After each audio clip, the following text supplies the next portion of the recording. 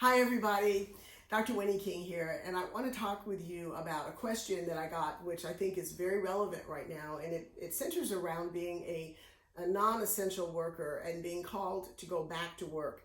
And that's starting to happen more and more right now as nationally and on a statewide basis, some of these businesses are starting to open back up.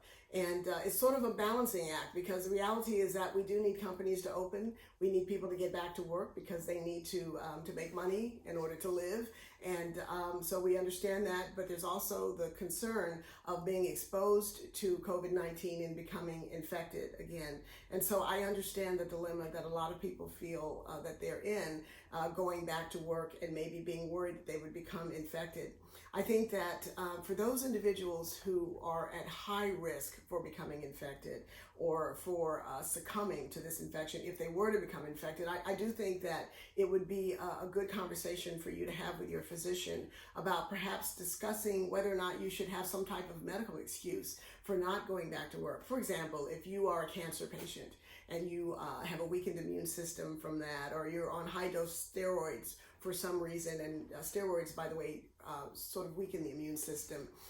If you have any other type of infirmity that you would feel could potentially put you at tremendous risk of becoming infected and not faring very well if you were infected, then you should talk to your doctor about that, and maybe try to coordinate with the Human Resources Department with your company to see if there's something that can be done to keep you maybe furloughed for an extended period of time, or to put you in an area of work that would significantly reduce your risk of becoming infected. Because the reality is that there are going to be people coming back to work who are infected. That's the real conundrum with this particular novel coronavirus, in that you can be infected and have no symptoms. And so, of course, you wouldn't intentionally infect another person, but if you have no idea that you're infected, then you could inadvertently do so.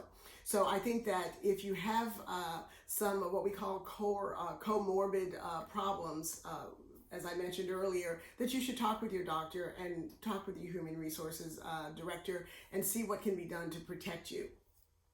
For those of you that don't fall in that category and you just want to know, what do I do? It's time for me to go back to work. How do I protect myself? Wearing a mask is always a great idea. It's a barrier. It keeps you from touching your face, your nose, your mouth, areas, portals of entry for the virus. And also it keeps you from potentially spreading it to someone else or becoming infected. So I think that washing your hands on a regular basis, carrying hand sanitizer with alcohol-based or other products that are as effective as alcohol will be helpful. And also doing the things that you can do to help keep you strong, boost your immune system, taking multivitamins, getting plenty of rest, doing those things that will help put you in a good place. And of course, if you develop any symptoms, any concerns at all, and we know that the more common symptoms, if you develop symptoms, would be a fever, cough, shortness of breath. Now we're seeing where some GI symptoms are starting to present themselves, vomiting, diarrhea, anything at all. Pull yourself out of that situation, call your doctor, see about getting tested to see if you actually have the virus, testing to see if you have antibodies, and then making some wise decisions from there. But don't panic, okay? That's the most important thing. Don't panic. Protect yourself, talk with your doctor to see if you are a good candidate for going back to work, and then come together with your doctor and HR at your office to see what's the wise decision. But the most important thing is to remember that this is going to pass. Protect yourself the best that you can. And thank you so much for asking the question. It's a good one, and I wish you the best of luck.